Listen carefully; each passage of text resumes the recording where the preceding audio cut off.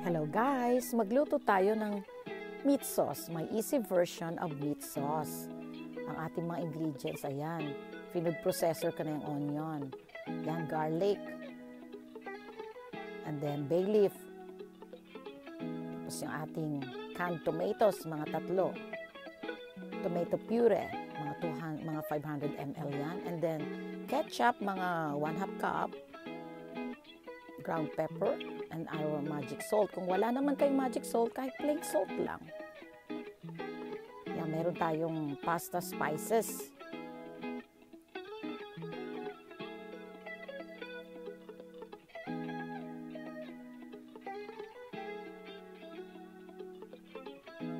Tapos yan ang ating ground beef.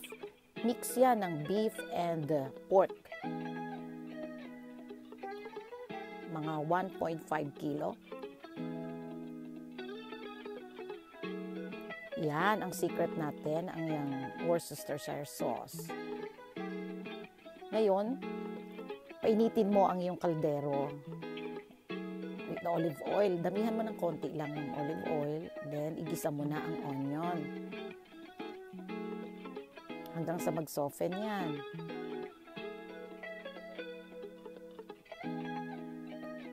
Mekos-mekos lang. Mekos-mekos.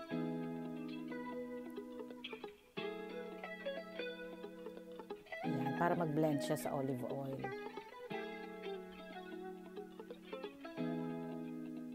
And then, ilagay mo na rin ang yung garlic. Ayan, medyo marami ako maglagay ng garlic. Mga 4 na kutsara yan. O 5.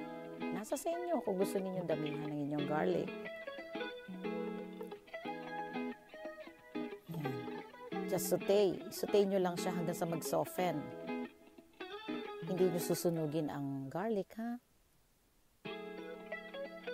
Very easy. And then, lagyan nyo na rin yan ng pepper.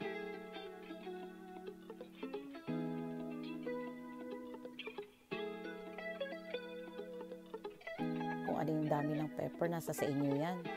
Yan. Tapos nilagyan ko na rin siya ng magic salt para may flavor na siya agad habang ginigisa nyo.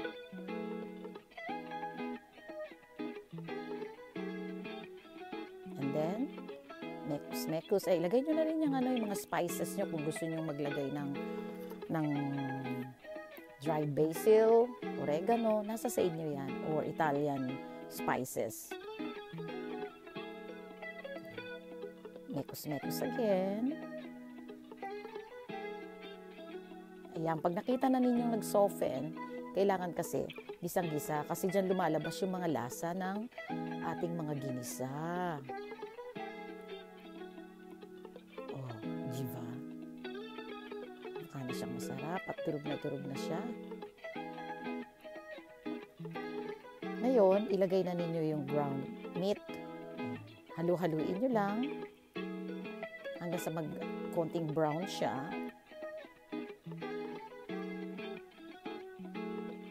Para lumasa na sa kanya yung mga ginisa ninyo ng mga aromatics ninyo at spices.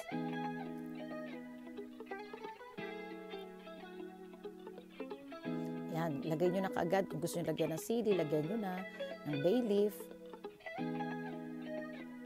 Lagay nyo na rin yung canned tomatoes. For 1.5 kilo of ground meat, 3 can ang nilagay ko dyan. And then 500 ml of tomato puree.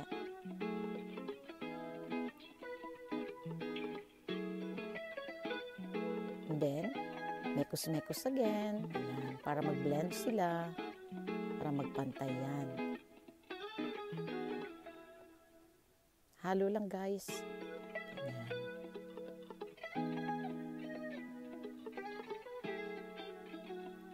Nilagyan ko din yan ng yan. Lagay nyo dyan yung timing na yan ng Worcestershire sauce. Mga 3 tablespoon to 4 tablespoon. Lagyan nyo ulit ng magic salt habang ginigisa ninyo with the meat.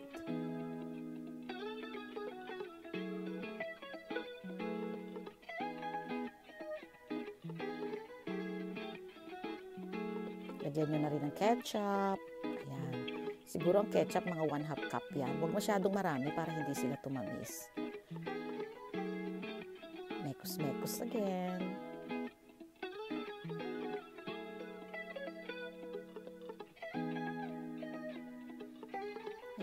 nyo rin yan ng ano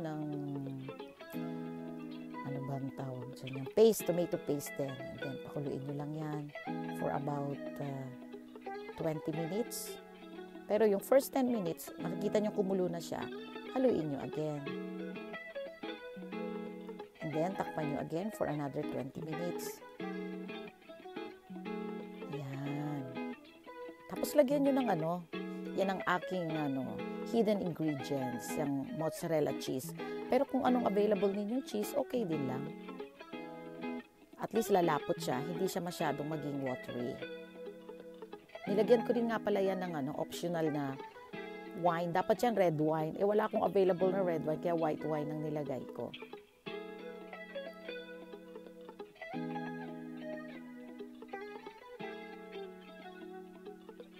Yan, tikman nyo ha, kung tama na sa inyo yung lasa.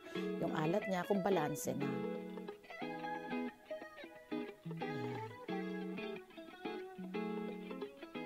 Pakuluan nyo lang yan ng mga 10 minutes.